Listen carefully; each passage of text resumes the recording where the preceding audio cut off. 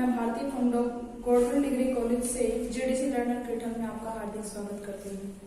पिछली क्लास में हमने जैविक प्रक्रियाओं में स्टार्ट किया था कि श्वसन क्या होता है, श्वसन की डेफिनेशन और श्वसन के प्रकार हम पढ़ चुके थे। आज हम देखने वाले हैं श्वसन की क्रियाविधि में कितने स्टेप होते हैं और वो कहाँ कहाँ पे होते हैं। उसके अलावा हम देखेंगे जंतुओं में श्वसन अंग क्या क्या होते हैं। चलिए स्टार्ट करते हैं श्वसन की क्रियाविधि। श्वसन की जो क्रियाविधि होती है वो दो स्टेप में कंप्लीट होती है, ग्लाइकोलाइसिस और क्रेब्स चक्र। यहाँ पे ग्लाइकोलाइसिस जो होती है वो कोशिका के अंदर कोशाद्रव्य में होती है। कहाँ पे होती है? कोशाद्रव्य में होती है।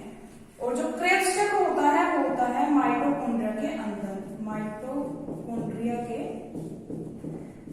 अंदर होता है।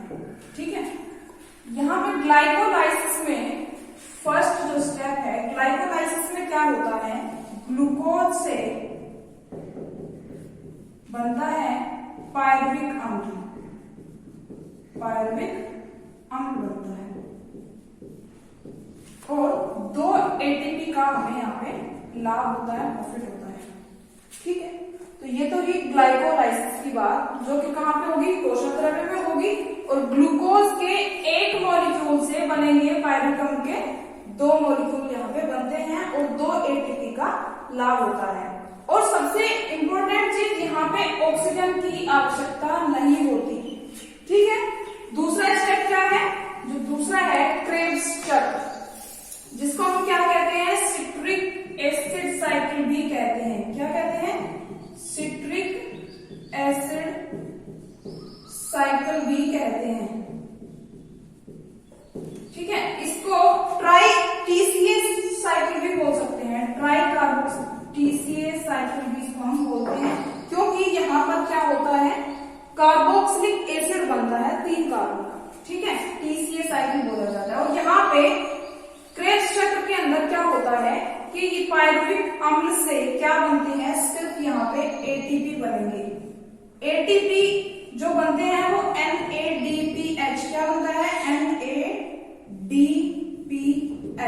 या हो सकता है NADH, FAD। ये कुछ ऊर्जा वाहक अणु है जो कि क्या बनाते हैं, पहले तो ये बनेंगे NADH2 बन गया, FADH2 बन गया, जो कि बाद में किस में बदल जाते हैं, ATP में बदल जाते हैं। और यहाँ पे क्या होता है, हमें ऑक्सीजन की आवश्यकता भी होती है। तो ये तो भी बेसिक सी श्वसन की क्रियाविधि क्या होती है, जिसमें 2 स्टेप आपको बताएंगे। अब देखते हैं कि जंतुओं में श्वसन अंग क्या क्या होते हैं। जंतुओं में श्वसन अंग क्या क्या होते हैं, जैसे कि जो जलीय जीव हैं, जलीय जीव में जैसे कि मछली होती है, वहां पे श्वसन अंग कौन से होते हैं, गलफड़े, यानी कि क्या पाए जाते हैं, गिल्स पाए जाते हैं, जिनके द्वारा श्वसन की क्रिया होती है। मनुष्य में कौन से होते हैं, मनुष्य में क्या होते हैं, फेफड़े। यहाँ पे एक जोड़ी फेफड़े पाए जाते हैं, यानी कि लंग्स की बात कर रहे हैं। और जैसे कि अमीबा है या पैरामीशियम है, एक कोशिकीय जलीय जीव है। यहाँ पे इनमें क्या होता है, विसरण के द्वारा श्वसन की क्रिया पूर्ण होती है। यहाँ पर अमीबा और पैरामीशियम के अंदर कोई स्पेसिफिक श्वसन अंग नहीं पाया जाता है। इनकी जो चारों तरफ परत होती है, जिसको क्या कहा जाता है, पेलिकल कहा जाता है, इसी के द्वारा क्या होता है, श्वसन की क्रिया पूर्ण होती है। मान लीजिए जैसे कि क्या है, ये अमीबा है, क्या है ये, अमीबा। तो ये जो इसकी चारों तरफ की क्या है, लेयर है, इसी को क्या कहते हैं, पेलिकल कहते हैं। और इसी के द्वारा बाहर पानी में और उसके अंदर क्या होगा, विसरण की क्रिया के द्वारा गैसों का एक्सचेंज हो जाता है, विनिमय हो जाता है। ठीक है, ऐसे ही कुछ जैसे कि केंचुआ हो गया, केंचुए में भी क्या होता है, विसरण की क्रिया के द्वारा ही क्या होगा, श्वसन होगा। यहाँ पर भी कोई स्पेसिफिक अंग नहीं मिलता है। अब देखते हैं कि जो मनुष्य के फेफड़े हैं, यानी हमारे जो लंग्स होते हैं, उनकी स्ट्रक्चर क्या होती है, कैसे श्वसन की क्रिया पूर्ण होती है।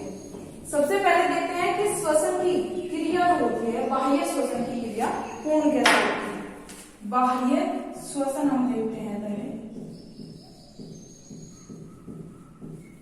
बाह्य श्वसन का मतलब है कि ऑक्सीजन लेना और CO2 छोड़ना, ये काम होगा, यानी कि गैसों का आदान प्रदान होगा किसके अंदर, बाह्य श्वसन के अंदर। यहाँ पे 2 स्टेप होंगे, निःश्वसन पहला और दूसरा निःश्वसन, इंस्पिरेशन और एक्सप्रेशन। निःश्वसन का मतलब है कि ऑक्सीजन ली, ठीक है, और निःश्वसन का मतलब है कि CO2 को बाहर निकाल दिया, ठीक है। अब यहाँ पे ये होगा कैसे, सबसे पहले तो क्या होगा, ऑक्सीजन को लिया जाएगा, यानी कि निःश्वसन कंप्लीट होगा। उसके बाद ऑक्सीजन कहाँ पहुंच गई, फेफड़ों में पहुंच गई, और फेफड़ों से कहां पे जाएगी, फेफड़ों से कहां पे जाएगी, विसरण के द्वारा रुधिर केशिकाओं में जाएगी, रुधिर केशिकाओं में जाती है और वहां से अंगों में चली जाती है, कोशिकाओं में चली जाती है। कोशिकाओं में क्या बनेगा, कोशिकीय श्वसन के फलस्वरूप बनेगी कार्बन डाइऑक्साइड, और कार्बन डाइऑक्साइड फिर वापस कहां पे आएगी, फेफड़ों में आएगी रुधिर केशिकाओं के द्वारा, जो कि विसरण के द्वारा, यानी अभी जब हम फेफड़ों की स्ट्रक्चर देखेंगे वहां पे देखेंगे कि एक्सचेंज कैसे होगा। ये तो निःश्वसन हो गया, फेफड़ों से कहां पे गई, अंगों तक चली गई, कोशिकाओं तक चली गई, अंगों से कहां पे आएगी, फिर वापस CO2 आएगी फेफड़ों में, ठीक है, और फेफड़ों से फिर बाद में क्या होगा, निःश्वसन के द्वारा CO2 को बाहर निकाल दिया जाएगा, ठीक है। तो इस तरीके से बाह्य श्वसन की क्रिया कंप्लीट होगी। अभी देखते हैं कि फेफड़ों की संरचना कैसे होती है।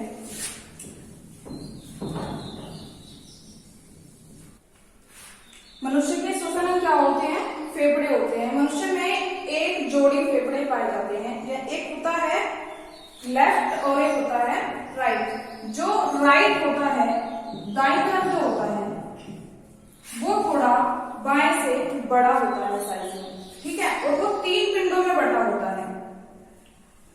जो दायां फेफड़ा होगा वो बाएं से थोड़ा साइज में थोड़ा बड़ा होता है, ठीक है। ये क्या है, श्वास नली है, और ये श्वास नली जो है, यहाँ पर श्वास नली के अंदर शी के शेप में क्या होते हैं, छल्ले पाए जाते हैं, जो कि उपास्थि के बने होते हैं।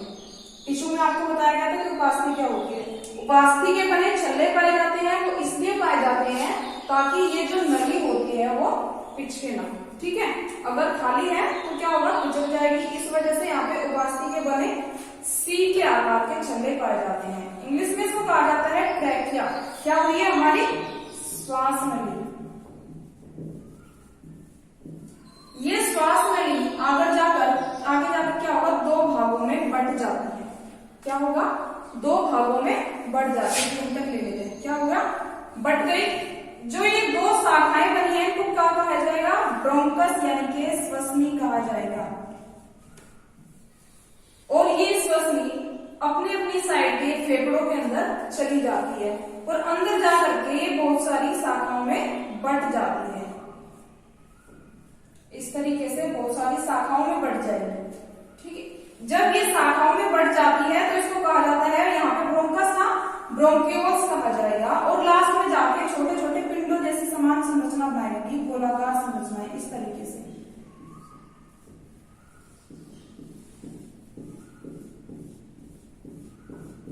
तो पूरा का पूरा जो फेफड़ा होता है इन गोलाकार संरचनाओं से भरा होगा। इन गोलाकार संरचनाओं को क्या कहते हैं, वायुकोश कहा जाता है।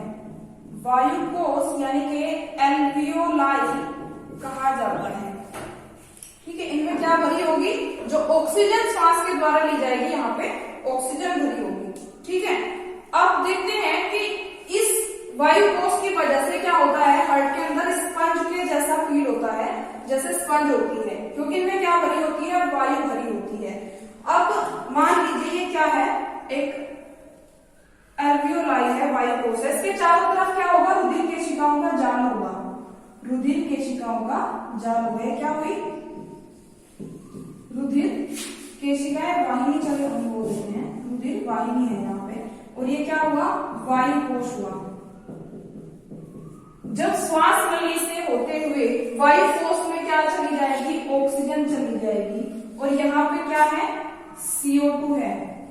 रुधिर वाहिनी जो है, रुधिर केशिका है, यहाँ पे CO2 है। तो यहाँ पे ऑक्सीजन ज्यादा है तो ऑक्सीजन क्या होगी, यहाँ पे आ जाएगी विसरण के द्वारा, और CO2 यहाँ पर चली जाएगी विसरण के द्वारा। क्योंकि विसरण क्या होता है, किसी भी पदार्थ का अधिक सांद्रता से कम सांद्रता की तरफ प्रवाह होता है। तो विसरण की क्रिया के द्वारा यहाँ पे ऑक्सीजन और CO2 का क्या होगा, एक्सचेंज होगा, और जब वो एक्सचेंज हो जाएगा, CO2 यहाँ पे चली जाएगी, तो ऑक्सीजन तो क्या हुआ, रुधिर केशिकाओं में चली गई, और रुधिर केशिकाओं के द्वारा कोशिका तक पहुंच जाएगी, और CO2 जो होगी यहाँ पर वायु कोश में आई, वायु कोश से कहाँ पे जाएगी, ब्रोंकियोल से होते हैं, ब्रोंकोस और श्वास नली के द्वारा फिर नाक से बाहर निकाल दी जाएगी। इस तरीके से मनुष्य में क्या होगा, श्वसन की प्रक्रिया पूरी होती है। आज की क्लास के लिए इतना ही। नेक्स्ट क्लास में हम उत्सर्जन के बारे में देखेंगे। प्लीज वीडियो को लाइक कीजिए और चैनल को सब्सक्राइब कीजिए। Thank you.